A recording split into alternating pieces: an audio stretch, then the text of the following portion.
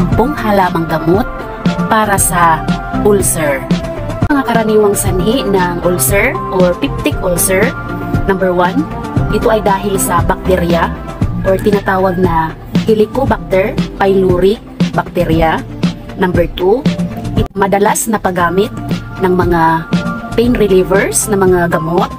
3, ito ay dahil sa madalas nalilipasan ng gutom, or ito ay sa kahiligan or sa madalas na pagkain ng mga maaanghang, mamantika, or sa madalas na pag-inom ng mga carbonated drinks or with caffeine. So isa na sa halimbawa dyan ay ang mga soft drinks, kape, mga tea. 5, ito ay dahil sa labis na pagkonsumo or pag-inom ng alak.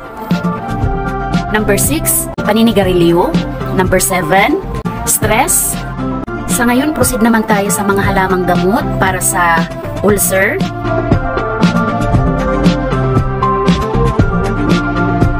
So una sa listahan natin ay ang bayabas. Dahil ang bayabas ay isa sa pinaka-epektibo na halamang gamot laban sa bakterya. Dahil ang bayabas ay mayroong malakas na antibacterial properties. Meron din itong anti-inflammatory, antioxidant, antifungal, antiviral, or antimicrobial properties. Ito ay madalas ginagamit panggamot ng sugat at ginagamit din ito panglanggas sa mga bagong panganak. Sa ngayon, proceed naman tayo kung paano gamitin ang bayabas. Kumuha lang ng 15 to 20 kadahon ng bayabas. Pakuluan ito. Maaari ding dikdikin o i-blender. Pagkatapos ay salain, kuliktahin ang katas, at inumin ito habang wala pang laman ang sigmura. Gawin ito sa umaga at bago matulog sa gabi. Gawin ito araw-araw sa loob ng 1 buwan.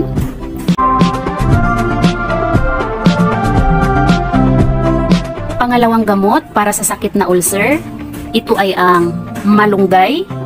Dahil ang malunggay ay nakakatulong para maprotektahan ang atay. Nakakatulong din ang malunggay makagamot sa iba't ibang sakit sa tiyan.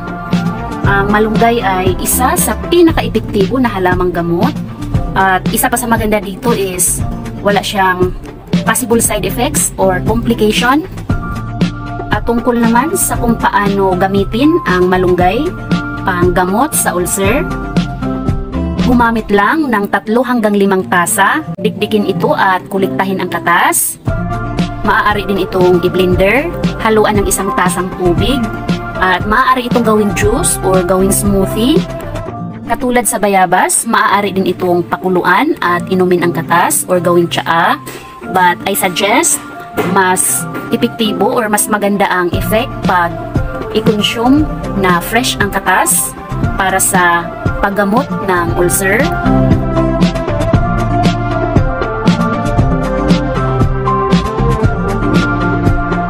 Pangatlo na halamang gamot para sa ulcer, ito ay ang alugbati. Ang alugbati ay subok ko na mabisa or epektibo dahil personally, ito ay ginagamit ko panggamot para sa ulcer.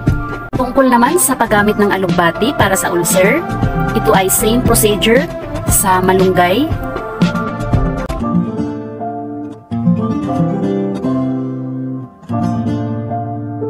Number 4, pansit-pansitan.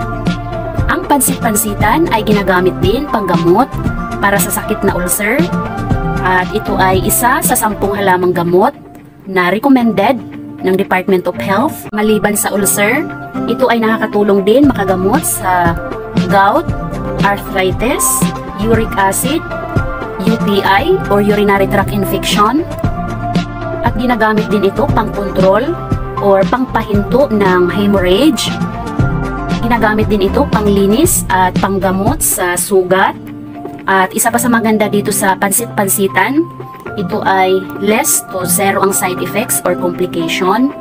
At marami din siyang gamit. Pwede siyang i-consume as salad or pwede siyang gawing ulam. At tungkol naman kung paano gamitin ang pansit-pansitan panggamot para sa ulcer, ito ay same procedure sa malunggay.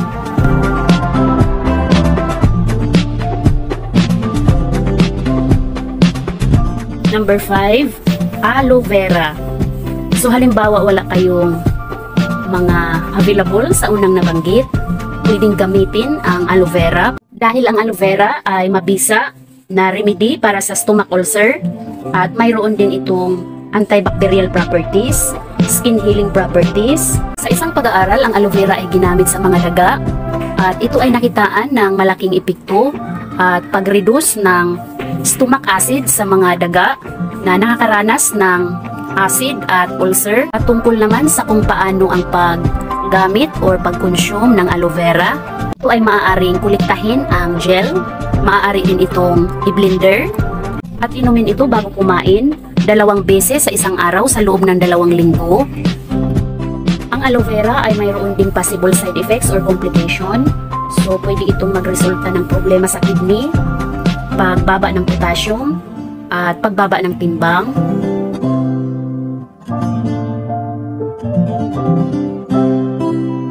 Number 6, bawang. Ang bawang ay isa ding mabisang halamang gamot para sa ulcer.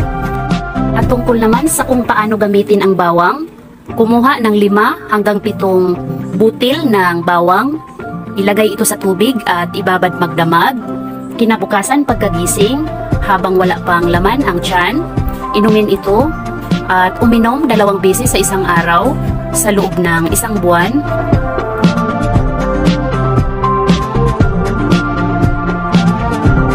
Number 7, tulsi or holy basil o mas kilala sa tawag na sangig. Ang procedure naman ng sangig o holy basil ay same sa malunggay.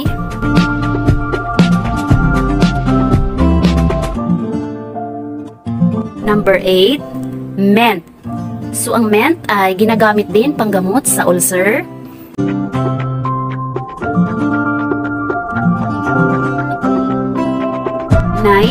Basil.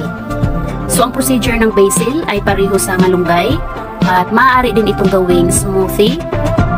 Sana ang experience or video na ito ay kahit papano makatulong sa inyo or makapagbigay sa inyo ng idea.